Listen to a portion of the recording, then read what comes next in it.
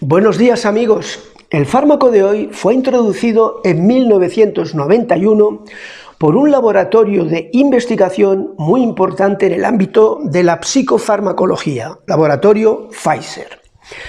Desde entonces, durante estos casi 30 años de vida, ha ido ampliando su espectro de indicaciones de uso en medicina. Todos los médicos, y yo particularmente también, tenemos amplia experiencia con este psicofármaco. Me refiero a sertralina. He de decirles que en estos vídeos sobre productos suelo incluir marcas, nombres comerciales, porque muchas veces ustedes se dirigen a mí no diciéndome el principio activo, sertralina, sino la marca específica en su país, de manera que así voy a facilitar que ustedes puedan identificar de lo que estamos hablando. Soy el doctor Pedro Castillo, tu médico en casa. Y vamos allá con las 10 preguntas más frecuentes que ustedes me han hecho. Pregunta número 1. Me la acaban de recetar para mi depresión crónica y quisiera saber si me ayudará a mejorar. Pues la depresión ha sido el uso inicial de la sertralina y de hecho se ha demostrado que tiene dos utilidades en el llamado trastorno depresivo mayor o depresión mayor. Por un lado, es eficaz para tratar la crisis o brote depresivo, pero también para prevenir en las depresiones recurrentes, que con el tiempo van apareciendo distintos brotes, para prevenir la aparición de nuevos brotes. Concretamente, la prevención de nuevos brotes de trastorno depresivo, su eficacia es del orden del 80 y tantos % frente al 60 y tantos % de eficacia del placebo, diferencia que es estadísticamente significativa. Muy claro, lo explicaba una enferma, la señora Mirta Pereira, cuando de los 8 medicamentos que toma, me los clasificaba de la siguiente manera. Decía, para la depresión tomo sertralina, para tranquilizarme clonazepam, para dormir quetiapina y zolpidem, y para la fibromialgia fluoxetina y pregabalina. Por lo tanto, ya lo tipificaba, para la depresión sertralina. Y sobre todo, sertralina será más eficaz en aquellas depresiones que se deben a nivel neurobioquímico en el cerebro a un déficit de serotonina. En otros vídeos les he enseñado que no todas se deben a déficit de serotonina, también las hay que se deben a déficit de noradrenalina, etc. Bien. Y al respecto he de decirles que tengo muy amplia experiencia personal con este libro sobre la formación del médico de familia en el diagnóstico y tratamiento de las depresiones. Obtuve el Premio Nacional de Psiquiatría y también participé en uno de los capítulos de este libro sobre fármacos antidepresivos.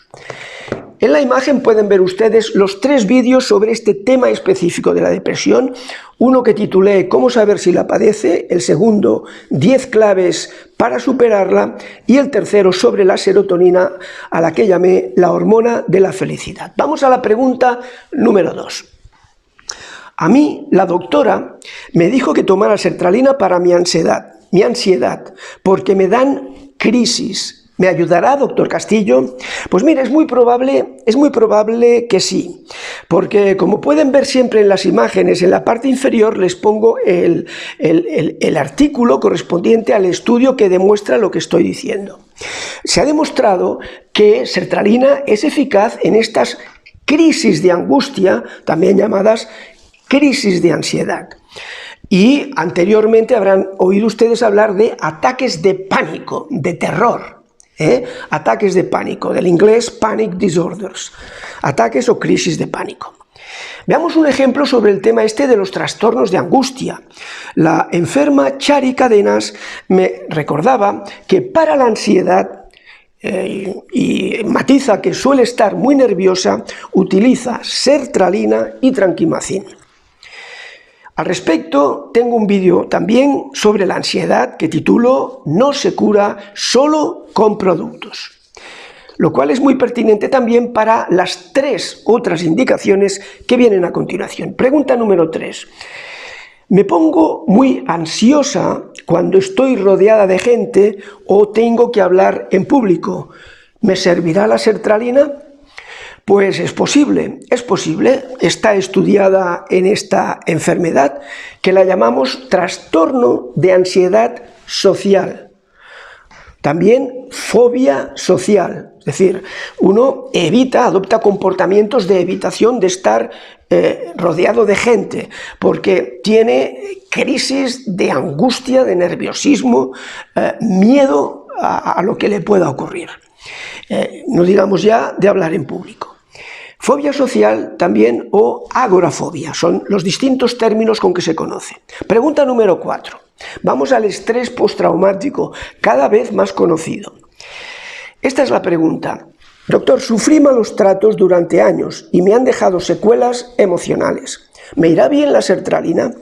Pues miren, hay un metaanálisis, saben ya lo que es, estas revisiones a gran escala, de 2013 específicamente sobre la utilidad de sertralina en el estrés, en el trastorno de estrés postraumático, TEPT.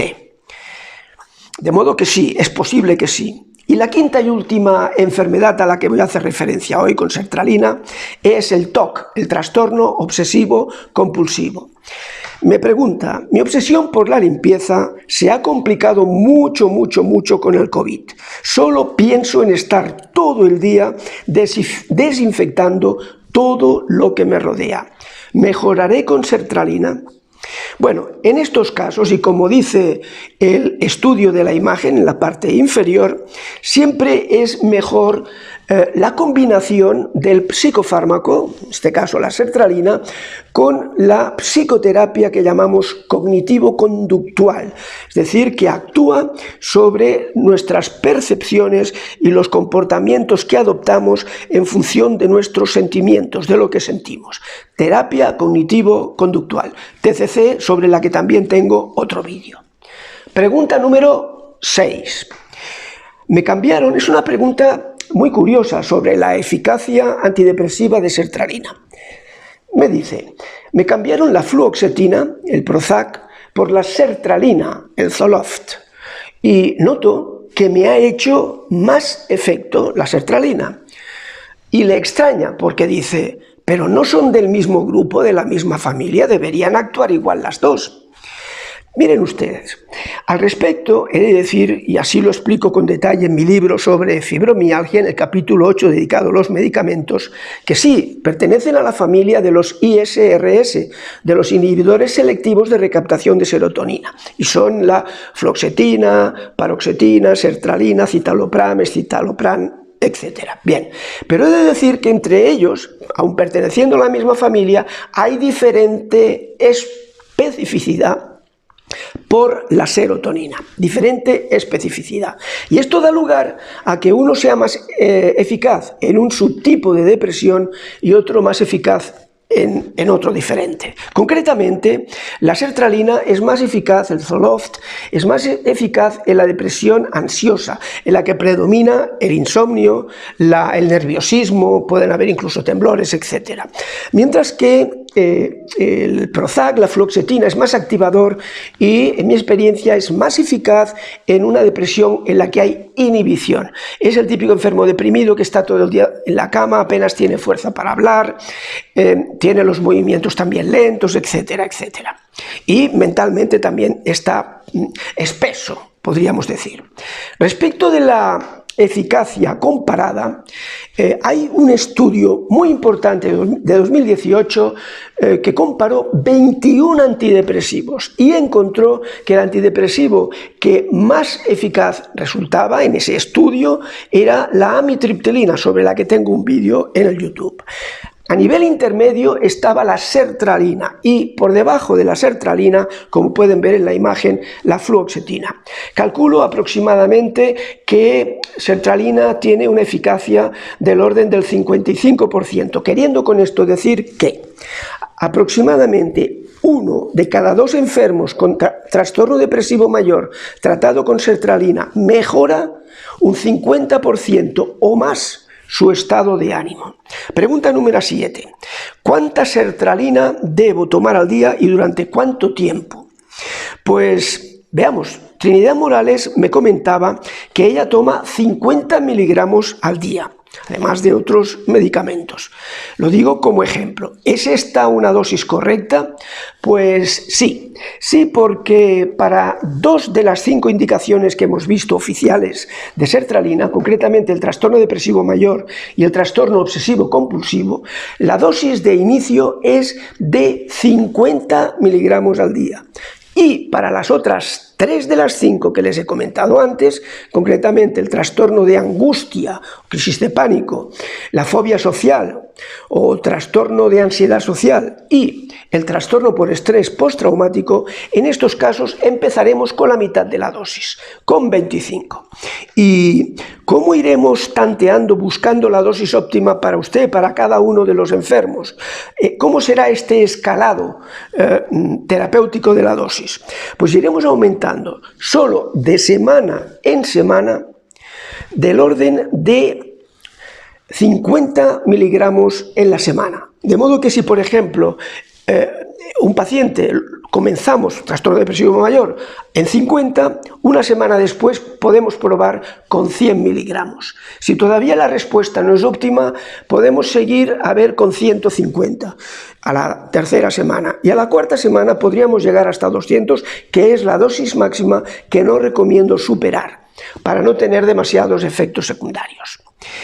Por lo tanto, máximo 200.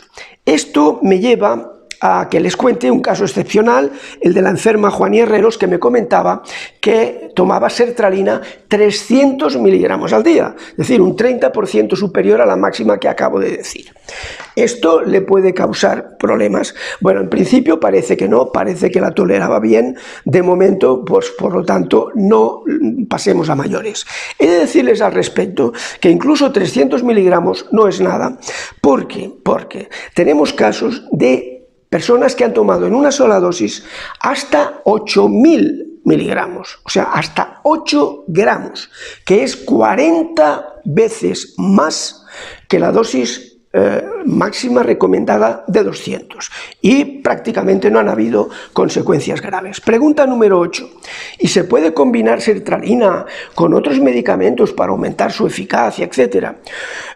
O en una enfermedad como la fibromialgia, que requiere distintos enfoques complementarios? Pues por supuesto que sí, y hemos visto ya muchos ejemplos.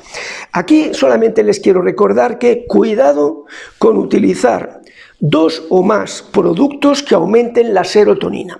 Por ejemplo, tomar sertralina y suplementos de triptófano, o tomar sertralina y la planta hierba de San Juan, también llamada Hipericum perforatum, o tomar sertralina con un triptán, por ejemplo, para las jaquecas. Es decir, no tomar 2 que actúen específicamente sobre la serotonina, porque se puede producir lo que llamamos un síndrome serotoninérgico, que es un cuadro clínico, un trastorno por exceso de serotonina en el cerebro.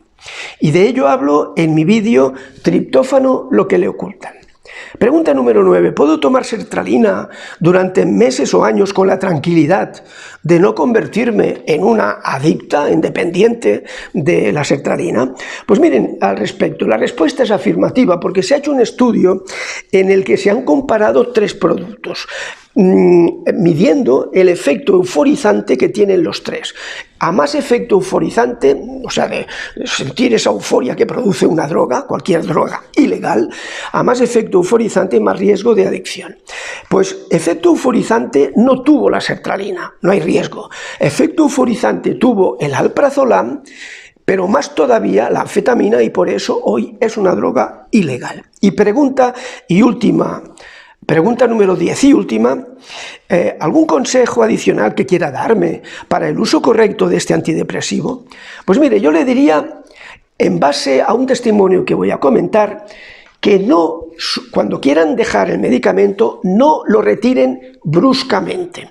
Tomasa Gómez me dice: tomo sertralina de 50 miligramos al día desde hace 6 años por una depresión posparto. Muchos ya saben lo que es. Como la depresión, comenta, ya pasó, he querido dejar el medicamento, es natural, 6 años después, pero si transcurren 2 o 3 días sin tomarlo, comienzo a sentir un estado de nerviosismo, irritabilidad y desesperación. Es lógico, ha dejado el medicamento, lo ha suprimido de forma brusca. Y estoy diciendo que con todos los psicofármacos esto tiene que hacerse de forma lenta, hay que ir reduciendo la dosis progresivamente, no así de la noche a la mañana. Y en el caso de la sertralina hay que ir reduciendo de semana en semana. Y por último, el segundo consejo. Y el segundo consejo es que si sigue las recomendaciones de personas que no tienen formación sanitaria sobre dejar o cambiar la medicación, una medicación por otra, las consecuencias para usted pueden ser muy negativas, de modo que haga caso al que sabe, y el que sabe es el médico, es el profesional sanitario. Bien, eso es todo por hoy. Espero que el vídeo les haya sido de interés y no olviden darle like, darle me gusta y compartirlo. Suscríbanse también a mi canal Médico del Conocimiento Científico y la Ética Informativa y por último denle a la campanita para que YouTube les informe de la publicación de mis nuevos vídeos. Muchas gracias y que tengan un magnífico día.